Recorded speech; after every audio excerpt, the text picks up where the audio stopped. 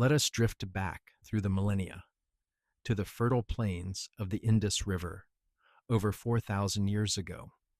Here, long before the Romans built their aqueducts, a civilization flourished in near perfect silence, leaving behind a mystery not of grand temples or golden tombs, but of quiet, breathtaking order.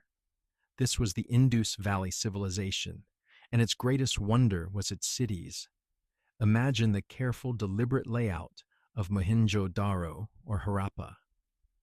Streets were laid out in a precise grid pattern, running straight north-south and east-west, as if drawn by a divine architect with a ruler. These were not chaotic, organic growths, but planned communities conceived with a foresight that still inspires awe. The buildings were made of uniformly sized, fire-baked bricks, a standardization that speaks of a central authority, a shared vision for how a society should live. But the true genius of this civilization lay not in what it built up, but in what it built down. Beneath these orderly streets ran the world's first known, comprehensive urban sanitation system. Nearly every house had its own bathing area and a dedicated drain. These drains connected to covered, centralized sewers that ran the length of the main streets, with regular manholes for maintenance. Fresh water was supplied from sophisticated wells, and waste was carried away with an efficiency that would not be seen again in many parts of the world for thousands of years. And then there is the silence, this vast, complex, and seemingly peaceful society, which spanned an area larger than ancient Egypt or Mesopotamia, left behind no grand palaces filled with treasure, no monumental statues of warrior kings, no records of epic battles carved in stone. We have found no royal tombs. Their writing, etched onto small seals, remains undeciphered, a gentle, unbroken whisper from the past.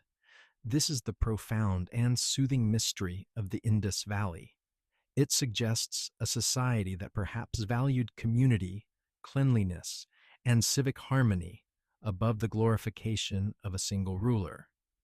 A civilization that found its greatness not in conquest, but in coordination, in the predictable flow of water, in the quiet order of a straight street, in the shared comfort of a clean home.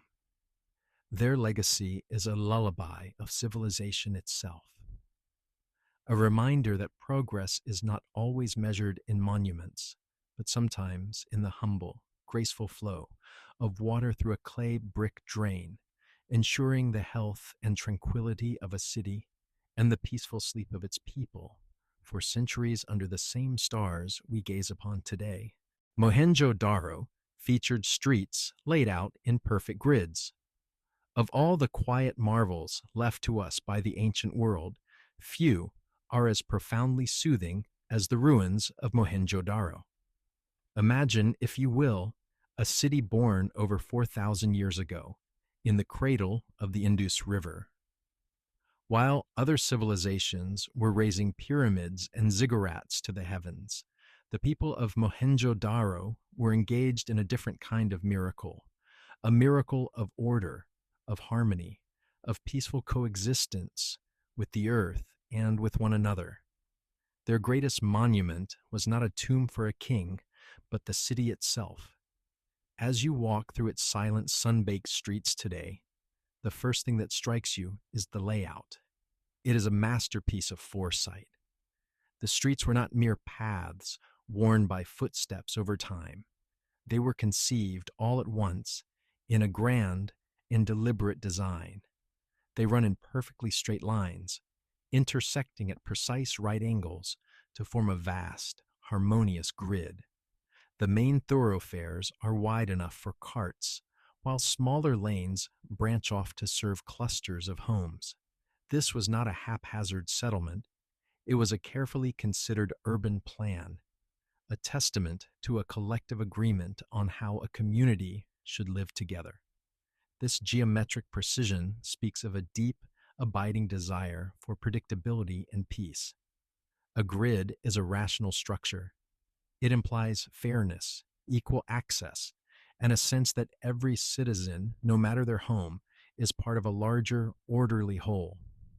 There are no confusing, winding alleys designed to confound invaders, no labyrinthine paths to protect a royal citadel from the common people.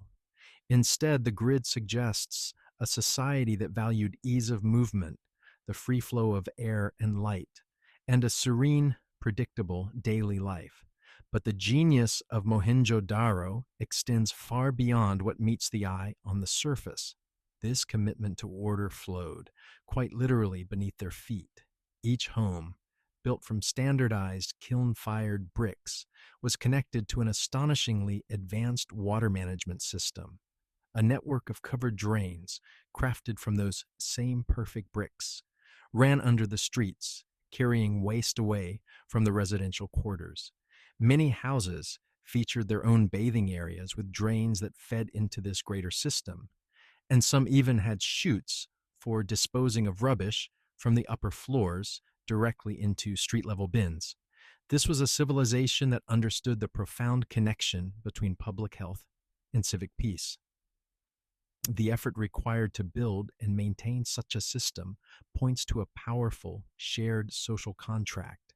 It tells us that the people of Mohenjo-Daro believed in working together for the common good, for the comfort and cleanliness of their entire community.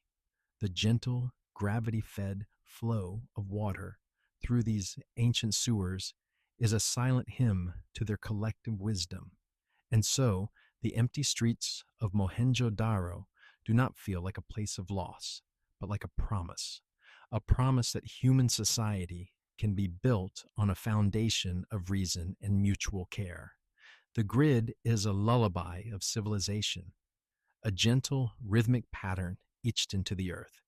It whispers that even thousands of years ago, humanity understood the deep, quiet comfort of a straight path home, of a clean and orderly space, and of a community that moved together in peaceful, predictable harmony.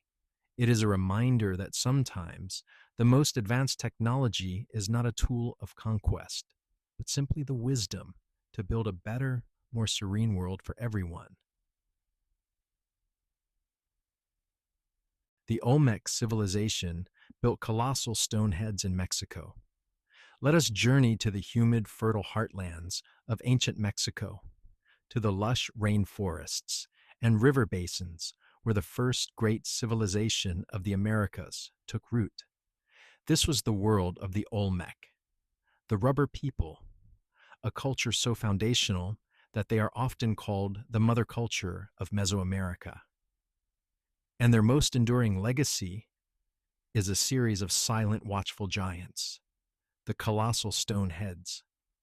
Carved from immense, solid blocks of basalt, these heads are monuments of sheer awe-inspiring presence. Some stand nearly 10 feet tall and weigh as much as 20 tons. They are not rough-hewn idols, but portraits of remarkable individuality and skill. Each one possesses a unique face, with full lips, broad noses, and heavy, thoughtful features. They wear close-fitting helmets, often adorned with distinct emblems, suggesting these may be portraits of powerful rulers, revered ball players, or perhaps deified ancestors. And here lies the first layer of this serene mystery, the stone itself.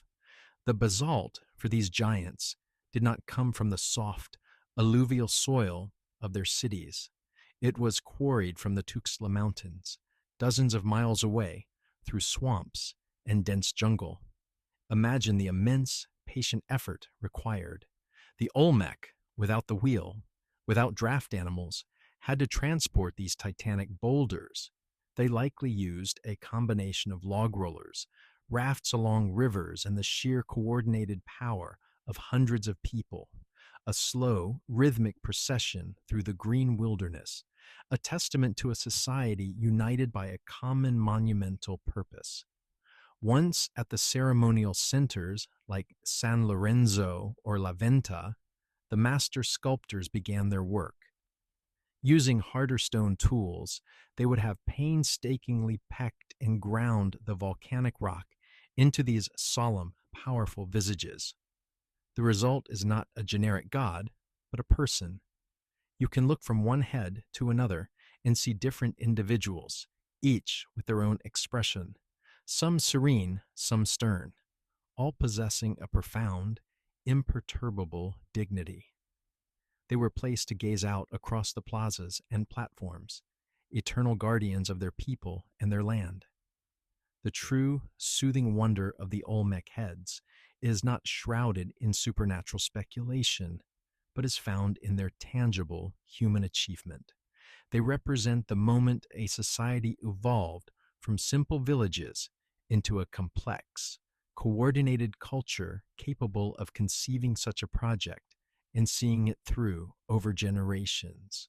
They are a physical manifestation of shared belief, collective labor, and artistic genius. Today, these colossal heads still sit where they were placed millennia ago, their stoic faces turned toward the horizon.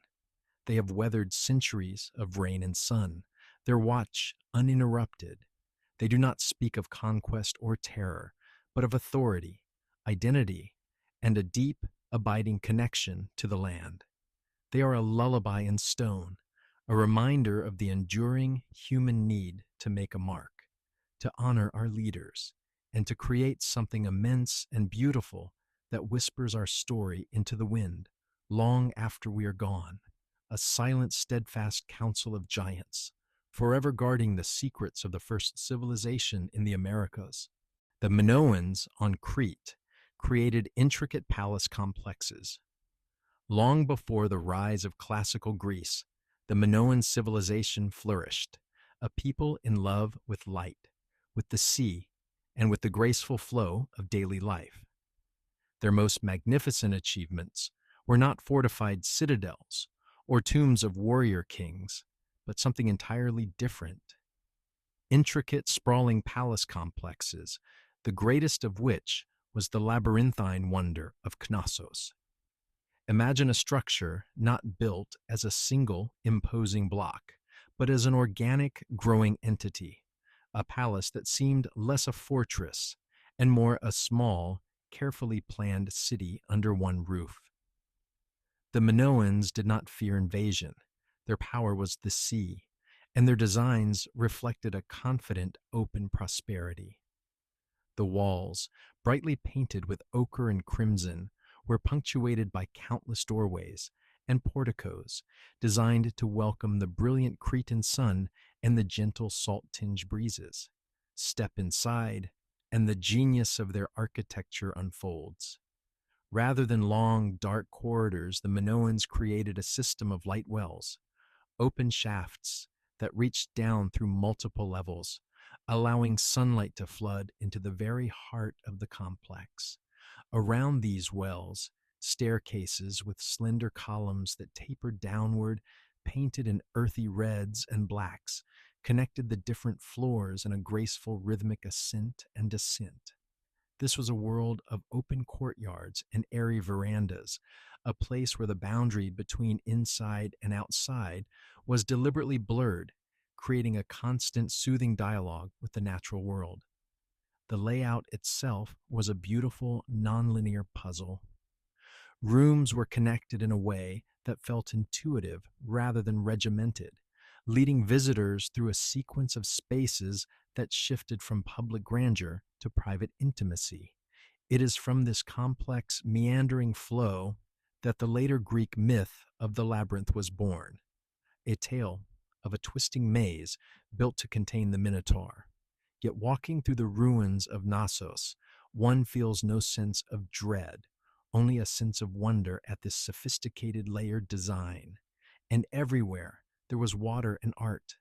The Minoans engineered sophisticated systems of terracotta pipes for fresh water and drainage, ensuring cleanliness and comfort. Their walls were alive with beautiful, peaceful frescoes. They painted leaping dolphins and swimming fish, elegant ladies in flounced skirts, and processions of offering bearers. There are no scenes of war, no images of conquering kings, Instead, we see vibrant nature, graceful figures, and symbols of a spiritual life centered on a mother goddess and the sacred bull. The true legacy of the Minoan palaces, then, is not one of power but of pleasure, a pleasure found in the cool shade of a colonnade, the play of light on a painted wall, the sound of water channeled through stone, and the security of a society that valued beauty, community, and harmony with its environment. Knossos was not a labyrinth of fear, but a sanctuary of sophisticated living. It stands as a gentle, timeless lullaby to a civilization that mastered the art of life itself, creating a home that was, in its every corridor and courtyard, a poem written in stone, light, and flowing water. Caral in Peru is the oldest known city in the Americas. Let us travel back in time, over 5,000 years, to a quiet, sun-baked valley in Peru, where the Supe River meets the desert. Here, while the great pyramids of Egypt were still being conceived, a city was already rising. This is Caral, the oldest known city in the Americas, a metropolis that thrived in profound and peaceful isolation for centuries. Imagine a complex of monumental earthen platform mounds, grand plazas, and residential dwellings, all arranged with deliberate, harmonious intention. The air would have been filled not with the clamor of war, but with the sounds of communal labor, of flutes carved from condor and pelican bones, and the rustle of the wind through their cotton fields. Caral was a city built not for defense, but for ceremony, commerce, and community. The scale of its architecture is breathtaking. The Great Pyramid of Caral is a terraced mound rising to a height of nearly 100 feet, dominating the central plaza. To build it, its inhabitants filled thousands of durable fibrous shikra bags with stones from nearby hills, carrying them basket by basket to form the core of these immense structures. This was a society that understood collective effort, a people united by a shared vision that stretched across generations. But the true marvel of Caral is not just its age or its size, but what is conspicuously absent. Archaeologists have unearthed no fortifications, no walls, no weapons of war. They have found no signs of violent conflict or social stratification. Instead, they have discovered evidence of a society built on trade and shared ritual.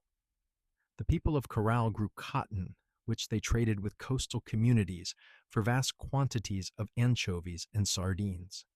They cultivated squash, beans, and sweet potatoes. Their economy was based on mutual benefit, not conquest. At the heart of their society was a deep spiritual connection to the world around them. The architectural layout of the city is aligned with celestial bodies, offerings of shells, textiles, and even the bones of infants carefully placed within the walls of their pyramids speak of a complex belief system, one that sought balance with the forces of nature. Caral presents us with a soothing and revolutionary narrative for the dawn of civilization. It suggests that human society does not necessarily begin in bloodshed and domination. It can begin with cooperation, with astronomy, with music, and with trade.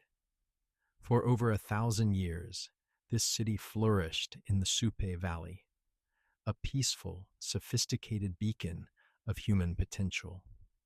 And then, just as quietly as it began, it was abandoned.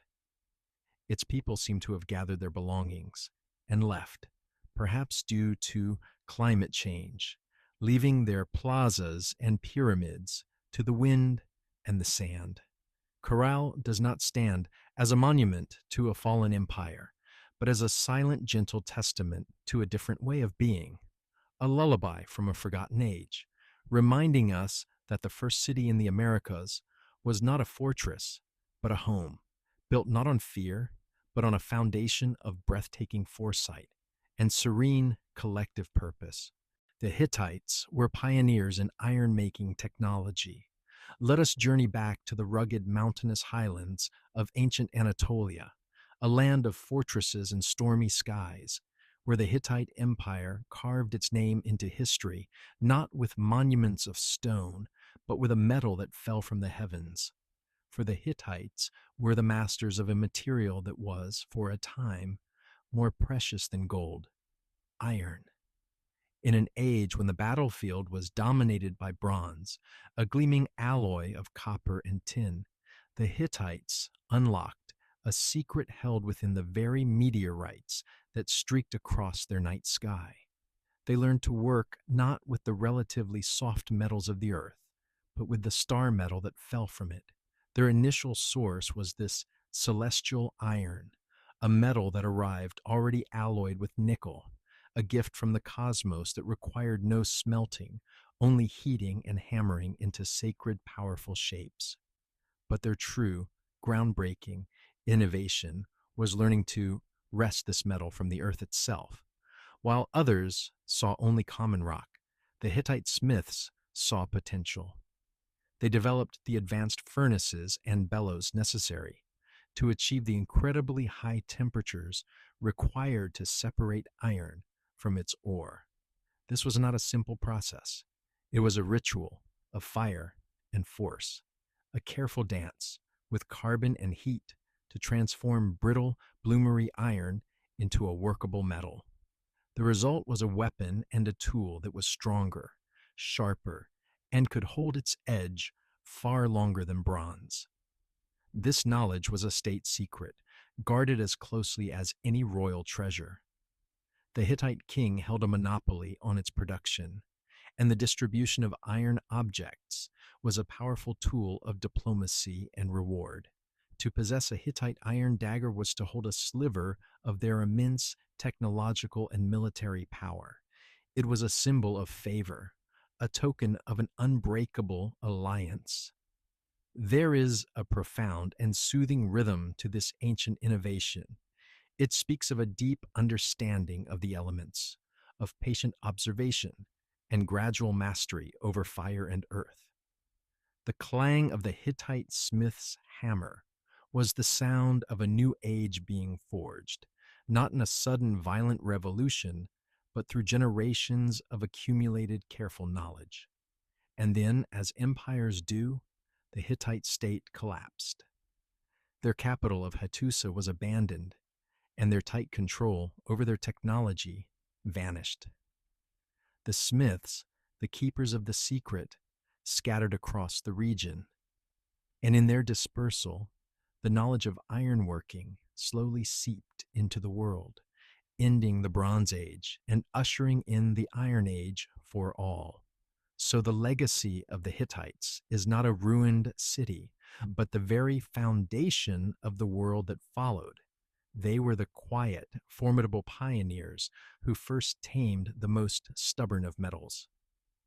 Their story is a lullaby of technology, a reminder that human progress often begins in the heart of a furnace, with a patient, watchful eye, and the slow, certain transformation of raw, earthly material into a tool that would quite literally reshape history.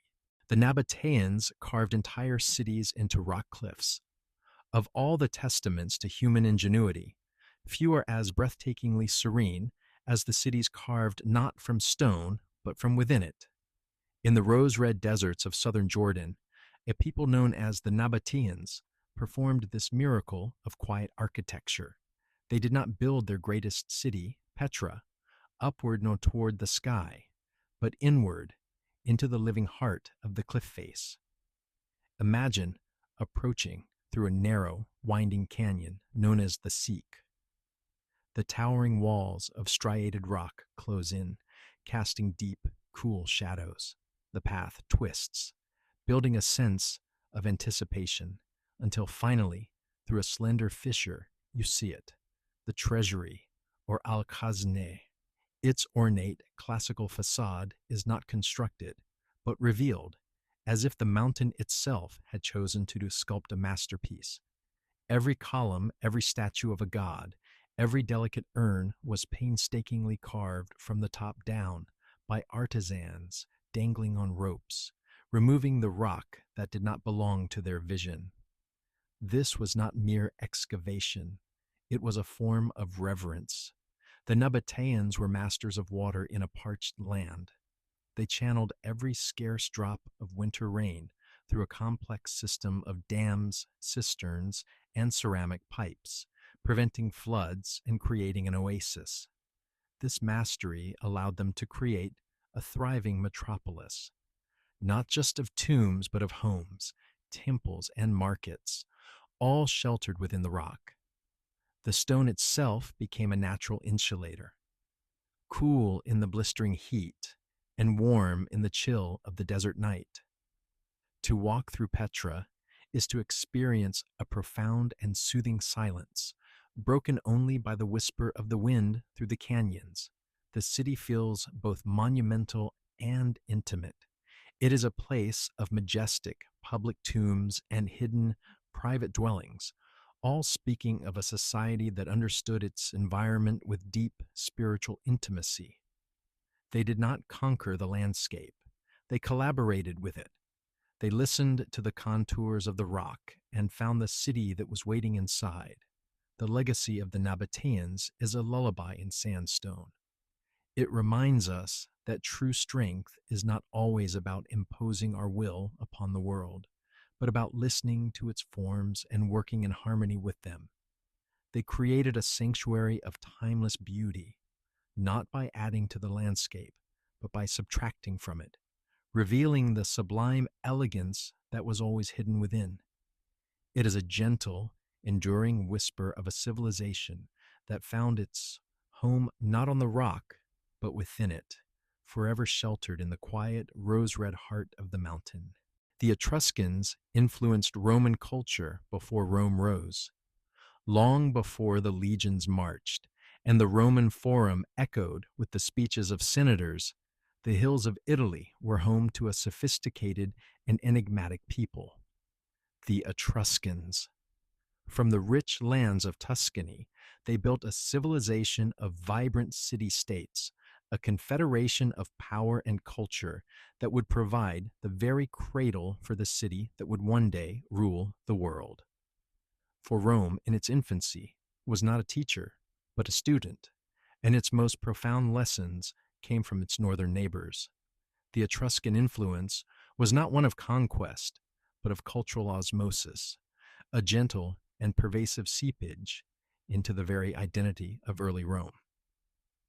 Imagine the Roman world taking shape, and you are seeing, in many ways, an Etruscan reflection. The very symbols of Roman power were Etruscan gifts. The fasces, that bundle of rods and an axe, carried by the lictors before the highest magistrates, symbolizing their power to punish and execute, was an Etruscan emblem of state authority.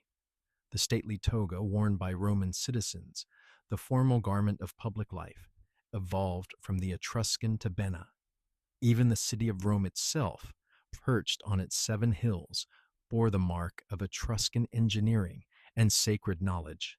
It was the Etruscan kings, the Tarquins, who are credited with draining the swampy valley that would become the Roman Forum, transforming it from a bog into the bustling heart of the city.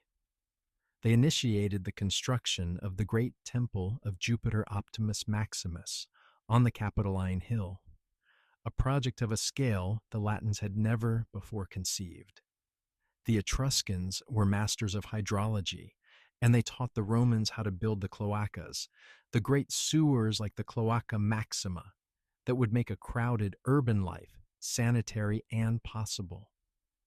Their religion, too, left a deep and lasting imprint. The Etruscans were experts in the art of divination, the practice of reading the will of the gods in the flight of birds, augury, and in the livers of sacrificed animals, haruspice. The Roman state religion would incorporate these practices wholeheartedly. No major undertaking, from going to war to laying a temple's foundation stone, would begin without a Roman augur seeking the approval of the gods through these Etruscan methods, And then, almost as mysteriously as they emerged, their political power waned, absorbed by the growing strength of the Roman Republic. But they were not erased. They had woven themselves too deeply into the fabric of Roman life. Their knowledge of architecture, their symbols of power, their rituals of faith, all became quintessentially Roman.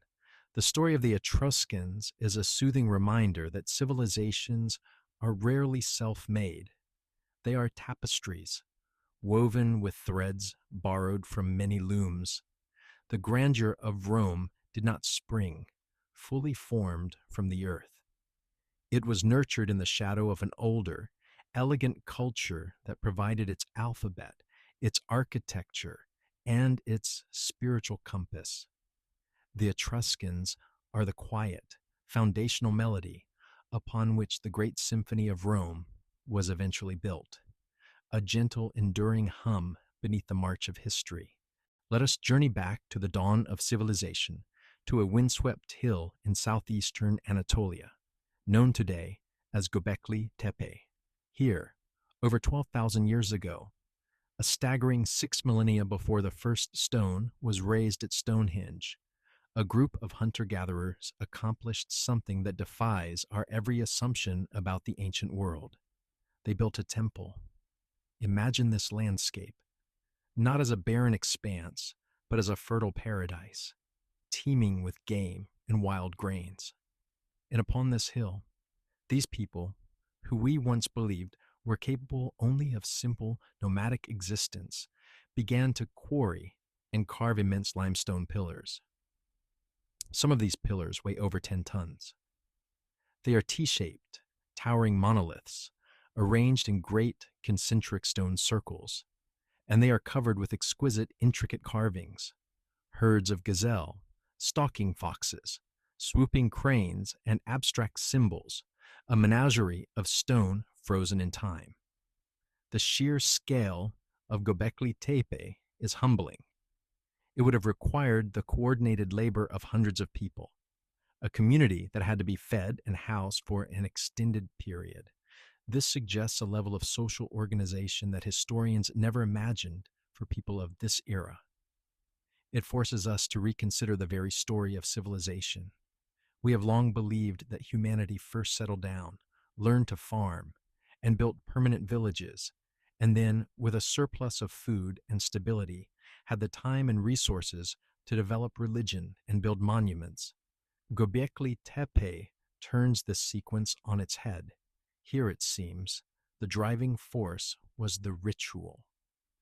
The need to come together for a shared spiritual purpose may have been what first inspired hunter-gatherers to settle, to organize, and perhaps eventually to invent agriculture to sustain the builders of the world's first known temple. For centuries, and then for millennia, this sacred place was used. And then, in a final act of reverence that remains a profound mystery, the entire complex was deliberately and carefully buried around 8,000 BCE. It was not destroyed, not defiled, but gently consigned to the earth, as if being put to sleep, which is why its magnificent pillars remain so perfectly preserved for us to find. Göbekli Tepe does not simply predate Stonehenge.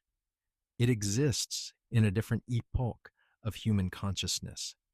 It is a whisper from a time before memory, a testament to a spiritual awakening at the very dawn of our history. Its silent T-shaped pillars stand as a gentle, monumental question mark, reminding us that the human impulse to create, to gather, and to seek meaning in the cosmos is far older, far deeper, and far more mysterious than we ever knew. It is the original lullaby of human civilization, hummed into the earth by our earliest ancestors, a song of stone that still resonates with a quiet, awe-inspiring power. The ancestral Puebloans built massive cliff dwellings.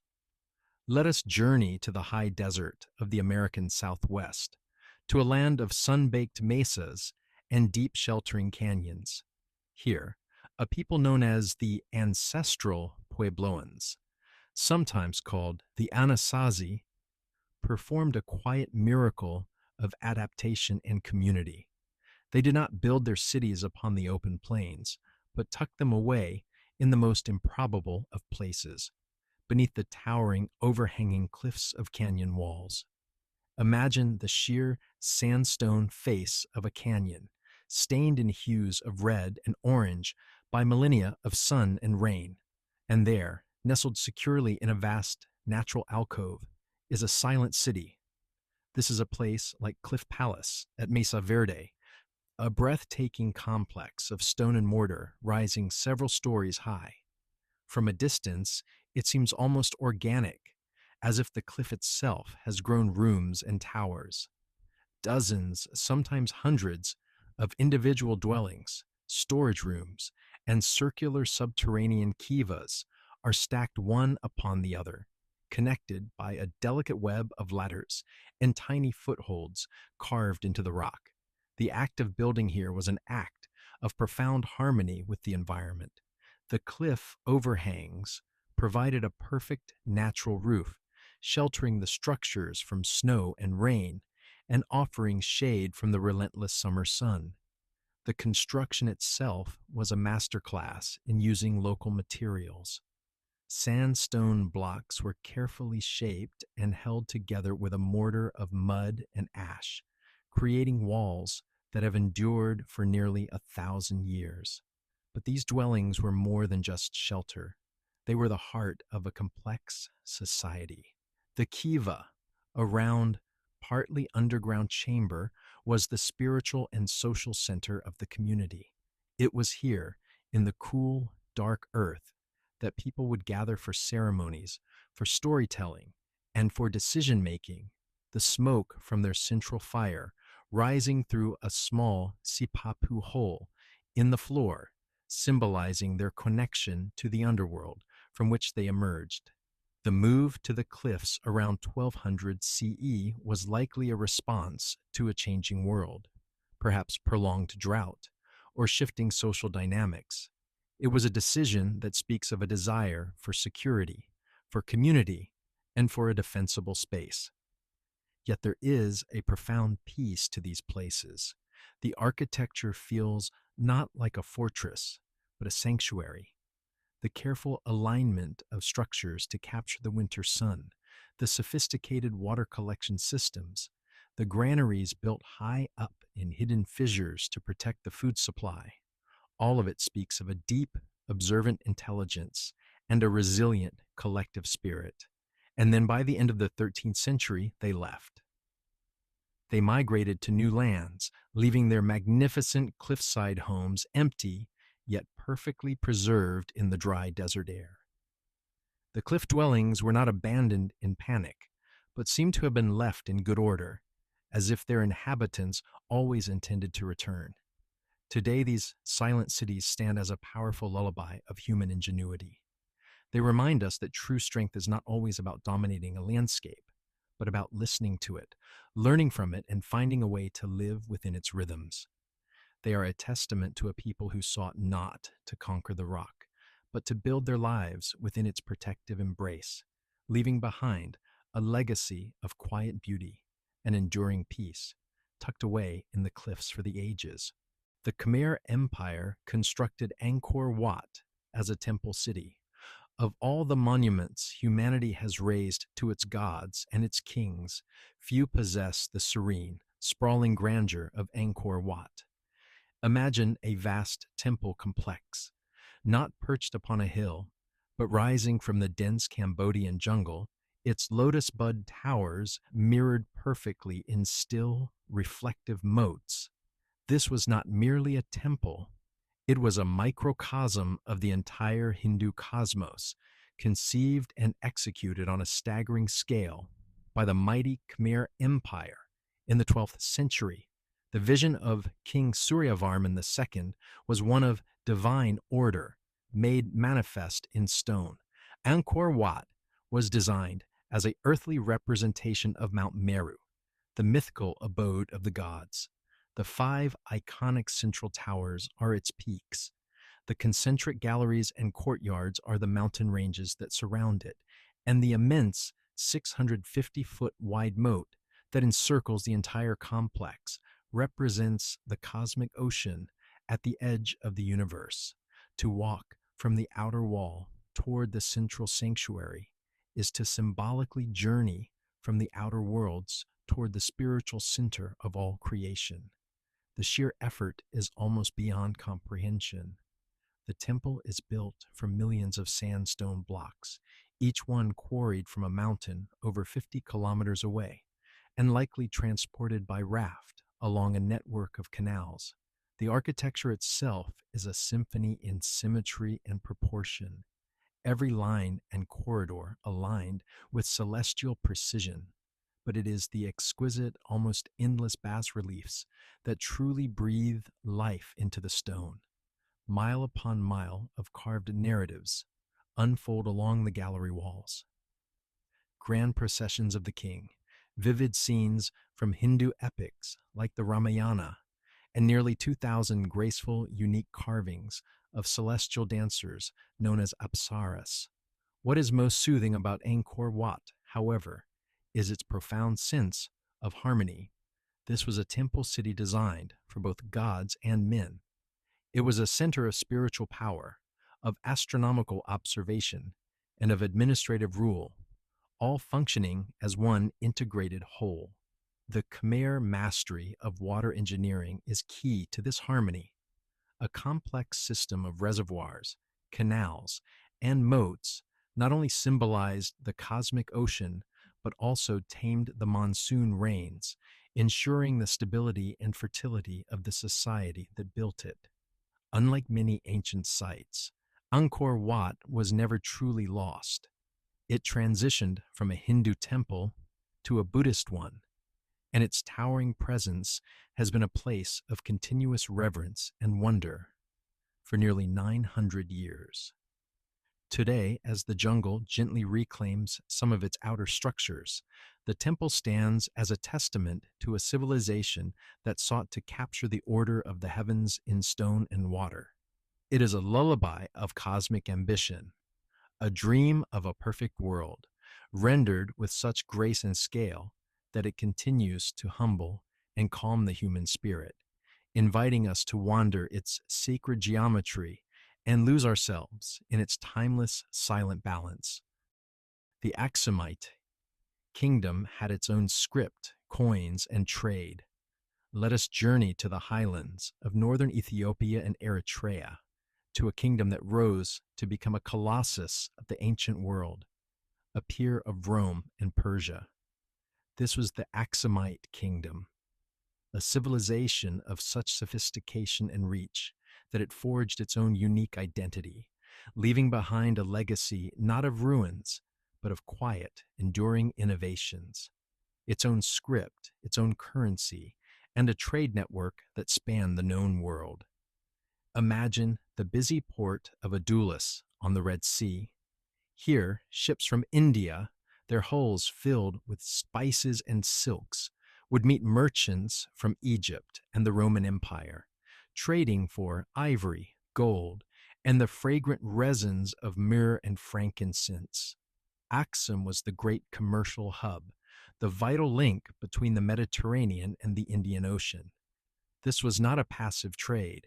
The Aksumites were master mariners in their own right, their own vessels, sailing the monsoon winds to distant ports, their influence weaving a web of commerce across the waves. To facilitate this vast, complex exchange, the Aksumite kings took a step that speaks of profound confidence and order. They minted their own coins. These were not crude imitations, but beautiful, original pieces of art in gold, silver, and bronze. They bore the profile of the king, often adorned with a crown of wheat and grapes, and were inscribed in both Greek and Ge'ez, a declaration to the world that here was a sovereign and equal power. The very existence of this currency brought a predictable, soothing stability to trade, a promise of value that was recognized from the markets of Alexandria to the emporiums of Sri Lanka. But the most intimate and enduring symbol of Aksum's independent spirit is its script.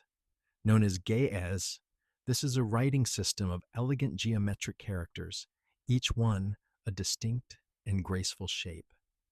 It was developed indigenously, a unique creation for their Semitic language.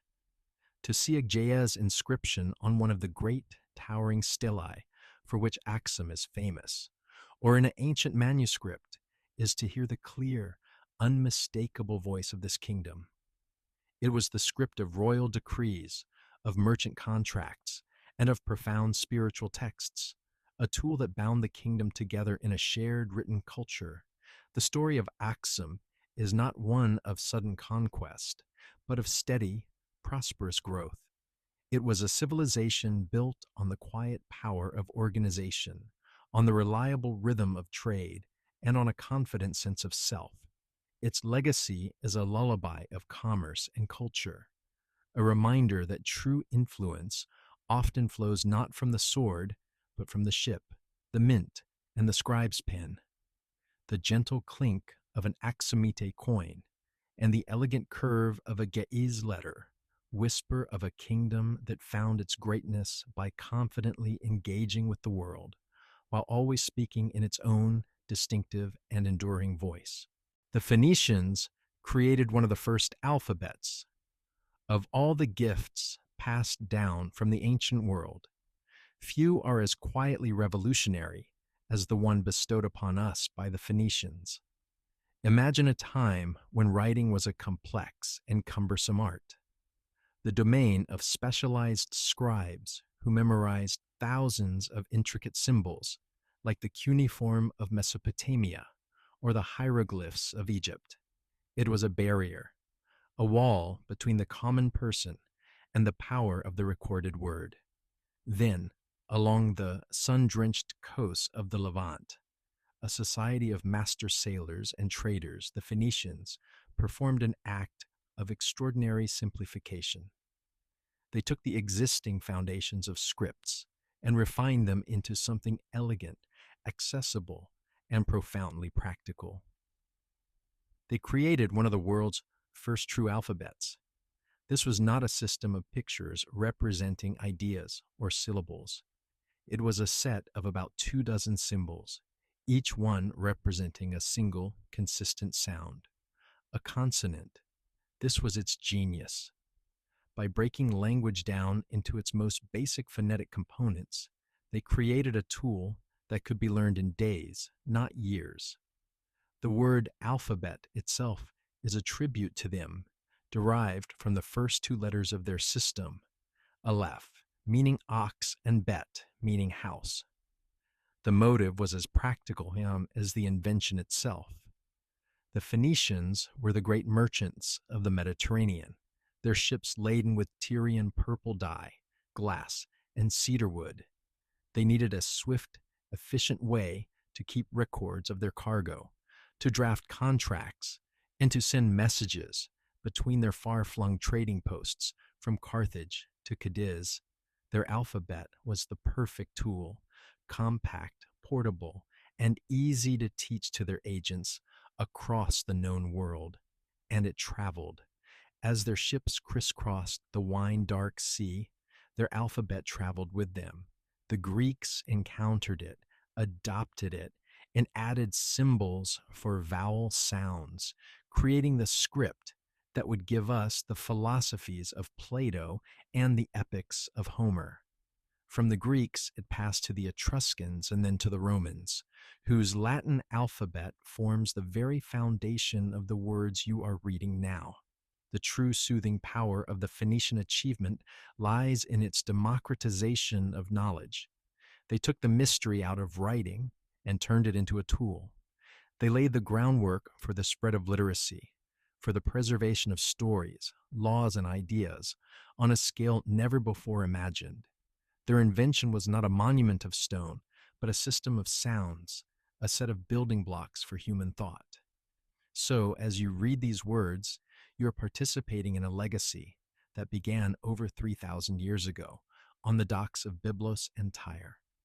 It is a lullaby of connection, a gentle reminder that one of humanity's most profound leaps forward was born not in a palace or a temple, but in the pragmatic, everyday world of commerce and communication, a gift from the traders of the sea that still carries our thoughts across the centuries. The Sogdians facilitated Silk Road trade. Of all the threads that wove together the vast and vibrant tapestry of the Silk Road, few were as crucial or as quietly influential as the Sogdians. From their central heartland in what is now Uzbekistan and Tajikistan, they did not conquer with armies, but with an unparalleled commercial acumen and a gift for connection. They became the master facilitators, the indispensable middlemen of the ancient world, whose merchant-laden caravans were the lifeblood of cross-continental exchange. Imagine the bustling oasis towns of Samarkand and Bukhara. Here, in the very crossroads of the world, the Sogdians built a network of trade colonies that stretched for thousands of miles, from the bustling ports of Byzantium all the way to the splendid capital of Chang'an in Tang Dynasty China. They were the original global citizens, polyglots who could negotiate in a dozen languages and who understood the nuanced desires of every market. A Byzantine official might crave vibrant Chinese silk, while a Chinese nobleman sought the dazzling glassware of the Roman world. The Sogdians knew how to connect them. Their caravans were more than just lines of camels. They were mobile, self-sufficient corporations traversing some of the most treacherous terrain on Earth, the scorching Taklamakan Desert and the soaring Pamir Mountains. They moved not only luxury goods, silk, spices, and jewels, but also the fundamental ingredients of culture, religions, art, technology, and ideas. A Sogdian merchant might carry Zoroastrian beliefs eastward even as he helped translate Buddhist sutras or bring new musical instruments and dance forms to the Chinese court, where Sogdian musicians became celebrated performers. What is most soothing about their story is its foundation not in force, but in trust and communication. They maintained a sophisticated system of information, where letters detailing market prices, political unrest, and safe caravan routes would crisscross the continents faster than any single traveler. They built their success on reliability, on a reputation for delivering what was promised, across vast and lonely distances. The Sogdians themselves eventually faded from history, their homeland absorbed by empires and their distinct culture blending into the wider Persian and Turkic world.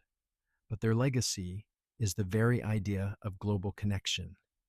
They were the gentle, steady hands that passed the baton of civilization from one great empire to another.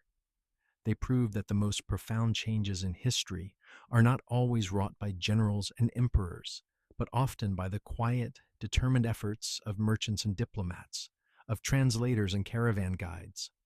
The story of the Sogdians is a lullaby of interconnection. It reminds us that even in a world of vast deserts and towering mountains, human curiosity and commerce can build bridges of understanding. The wind that whispers across the sands of the Taklamakan once carried the jingle of bells from their camel trains, a soft rhythmic sound heralding not conquest but conversation, and the gentle, enduring flow of goods and ideas that truly binds our world together. The Scythians were skilled horse archers across Eurasia. Let us cast our gaze across the vast, windswept sea of grass that is the Eurasian steppe. Here, a people emerged whose domain was not defined by cities or walls, but by the horizon itself. They were the Scythians, and their kingdom was the saddle. From the borders of China to the edges of the Black Sea, they were the undisputed Messars of the open plain, and their power flowed from a singular, breathtaking skill. They were the most skilled horse archers the ancient world had ever known. Imagine a Scythian warrior, almost fused with his small, sturdy steed. He was raised on horseback, learning to ride as he learned to walk. His body was his weapon, and his horse was an extension of his own will. In battle, he was a whirlwind of motion, a spectacle of controlled chaos. Using a compact, powerful composite bow made from layers of wood, horn, and sinew, he could unleash a storm of arrows while riding at a full gallop. And most terrifyingly, he could do so while twisting his body completely around, firing backward with lethal accuracy, the famous Parthian shot that would become the signature tactic of every steppe culture to follow. This was a way of life born from the rhythm of the steppe itself. Theirs was a world of constant gentle motion, following the herds and the seasons. They lived in felt tents, their wealth measured in horses and golden ornaments, depicting stylized beasts in endless combat. They were the vital link in the chain of trade and cultural exchange that ran along the steppe, the Silk Road long before it was called such, connecting the disparate worlds of Europe and Asia. What is profoundly soothing about the Scythians is their harmonious existence with an environment that seems so harsh to us. They did not fight the emptiness of the steppe. They embraced it. They found freedom in its boundless expanse. Their skill was not one of brutal force, but of sublime accuracy, of patience, and of an intimate knowledge of their land and their animals. The beat of their horses' hooves was the steady heartbeat of the plains. The legacy of the Scythians is not written on tablets or in stone foundations. It is written in the gold of their intricate jewelry, buried in great burial mounds called kurgans, and in the awe-struck accounts of settled civilizations like the Greeks and Persians, who saw them as the ultimate embodiment of nomadic freedom and martial prowess. They were the ghost riders of the ancient world, here and then gone, leaving behind the whisper of thundering hooves and the whistle of an arrow in the wind. Their story is a lullaby of the open space, a reminder that there is a profound peace to be found in movement, in skill, and in a life lived in deep, unbreakable sync with the natural world. The Scythians teach us that true power can be fluid, that a home can be anywhere under the wide sky, and that the most formidable strength often lies in the ability to move like the wind, swift, untamed, and free. The Mycenaeans left mysterious gold burial masks. Of all the glimmers from the twilight of the Greek Bronze Age, few are as captivating or as quietly intimate as the golden burial masks of the Mycenaeans. In the great stone-walled citadels of places like Mycenae, a powerful warlike culture flourished, their legacy echoing in the epic poems of Homer. But it was not a poet who uncovered their most personal treasure. It was an archaeologist, Heinrich Schliemann, who in 1876 bent over a skeletal face in a royal graveshaft and found himself staring into a likeness of hammered gold. Imagine the careful, reverent hands of a Mycenaean artisan. A sheet of pure gold is selected, warmed, and then gently pounded over a wooden form. With meticulous taps from a soft tool, the craftsman coaxes the metal to capture the stern, distinctive features of a king or a noble warrior. A strong, straight nose, a thin, determined mouth, a stylized beard, and closed eyes that seem in eternal repose. These were not idealized portraits of gods, but individual likenesses, meant to forever preserve the visage of the powerful, to guard their identity on the journey into the afterlife. The most famous of these, which Schliemann famously attributed to the legendary King Agamemnon, is a masterpiece of solemn dignity. With its oval face, prominent mustache, and carefully rendered ears, the Mask of Agamemnon feels less like a piece of treasure and more like a silent personal conversation across 35 centuries. It is a human face, frozen in precious metal, a defiant attempt to cheat the anonymity of death. The mystery of these masks is not one of function, but of identity and belief. They speak of a society with a powerful warrior aristocracy, where status followed you into the grave. They hint at a complex belief in an afterlife, where one's earthly appearance and wealth held meaning. Placed directly upon the decomposed flesh of the face, the mask was a final protective layer, a permanent golden skin for eternity. Yet for all their martial grandeur, there is a profound and soothing humanity to these objects. In the dark, silent confines of the grave shaft, they are a testament to grief, to respect, and to the universal human desire to remember and be remembered. The Mycenaean world would eventually collapse into a dark age, its writing forgotten, its palaces abandoned. But these masks, hidden safely in the earth, waited. They are not loud proclamations of power, but quiet, personal lullabies. They remind us that even the most formidable warrior kings were, in the end, human beings who were loved, and were mourned. The gentle, hand-hammered contours of the gold capture a final silent breath, preserving not just a face, but a plea for remembrance, a soft golden whisper from the depths of time, assuring us that someone of great importance once lived and that they mattered.